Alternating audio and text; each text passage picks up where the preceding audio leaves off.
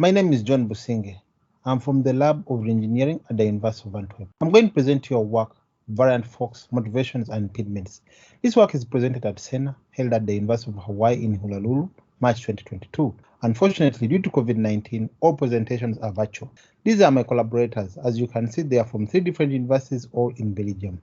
First, the introduction to our work. Before the advent of social coding platforms like GitHub, Bitbucket, and GitLab, forking was rare and was typically intended to compete with the original project. With the rise of social coding platforms, forking has become popular and community typically embraces forking for software reuse. There are 2 types of forks, social forks and variant forks. Social forks are created for the sole reason to introduce new features or fix bugs and then later emerge back into the main development line. Variant forks, on the other hand, are created to split off a new development branch and steer the development into a new direction. Optionally, they can integrate features back to the original, but they're not obliged. They could have their own social forks.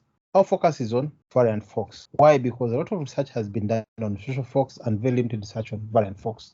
Now, let me present to you our research questions. Our first research question is, why do developers create and maintain brands on GitHub? This research question is motivated by previous studies who looked at motivation of creating variants. Most of these studies and many others were conducted in pre-GitHub days. Very few studies have conducted motivations of creating variants on the GitHub days. Little is known about the motivation of creating variants on social coding platform. Previous studies identified 4 categories of motivation of creating variants. Technical related to diverging features, governance, e.g. diverging interests, legal, e.g. diverging licenses, and personal, e.g.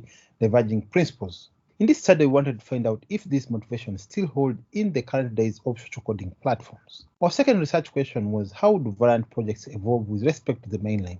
This is motivated by a previous study that is published in MZ 2022. In this study, we carried out a large-scale study of variants on GitHub, and we identified that most of the variant pairs have distinct developers and rarely integrate changes between themselves. So in this study, we wanted to identify impediments for evolution between variants. Here I'm going to present you our data collection for fork variants. We leveraged data from our datasets from our previous studies, where we collected a large dataset of programming language ecosystem of Java, JavaScript, Python, Ruby, etc.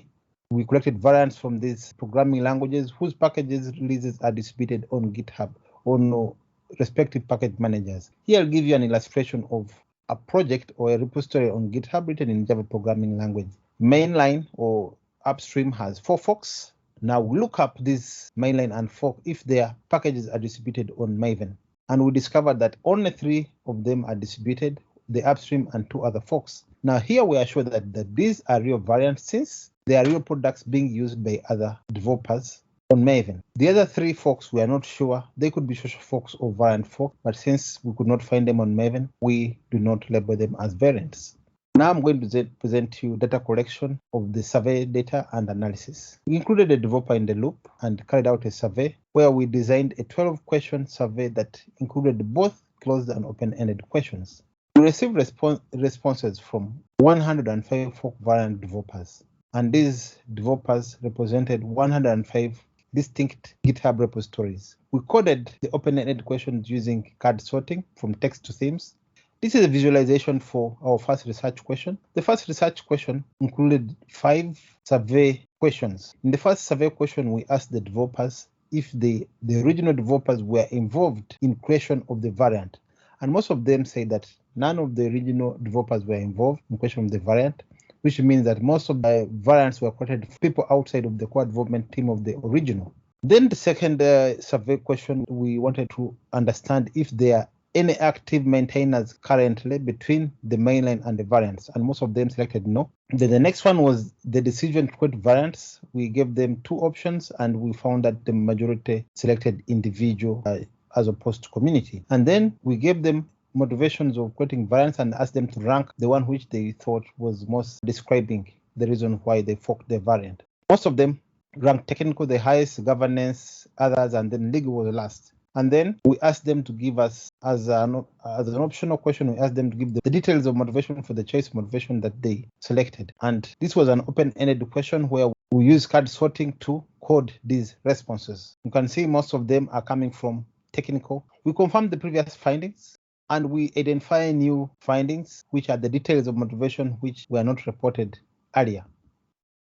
Focusing on the motivations of details of motivation, we received 100 out of 105 variant developers who answered the option open-ended question. One of the variant respondents who ranked Lego as the highest, we coded their motivation as closed source. They wrote that the founders of the Mainland had been absent from the project for several years, but came back and booted the maintainers off and shifted the project to closed source. Another respondent who selected technical and governance being the highest, we coded their motivation detail as responsiveness. They wrote that the pull request to merge the Fox new capabilities into the Mainland code was too large.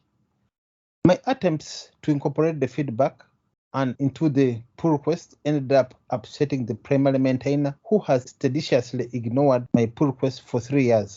Research question 2: how do variant projects evolve with respect to the Mainland? We asked one of the survey questions was, do variant forks and original still discuss the main direction of the project? Most of the respondents answered never.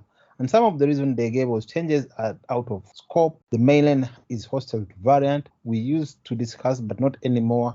The projects have technically diverged. Made the pull request with changes, but these have just been ignored. They are still open with 0 comments from the Mainland developer. Second research survey question was, how often do the maintainers of the variants integrate the following types of changes to and for the Mainland? We asked them to select new features, bug fixes, security fixes, refactorings, and documentation and others. So we discovered that most of the respondents do not integrate changes to and for the variants. As you can see here, the graph is leaning towards the negative side, showing that they do not integrate these types of changes to and fro. And some of the reasons for lack of integration were related to technical, where variants and Mainland were offering different features, governance disputes, where Mainlands were unresponsive or uninterested, diverging licenses, where the Mainland variant had diverged the change the license, and then distinct development teams with no interaction.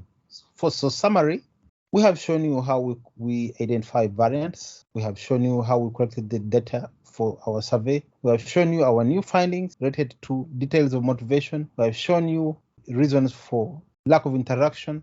In the future, we want to come up with a patch recommendation to help recommend a bug fix that we've identified in one variant and recommend it to other variants. Our replication package can be found here. This is my email address. Feel free to contact me anytime in case you want more discussion about this work or maybe possible collaboration. Thank you for listening.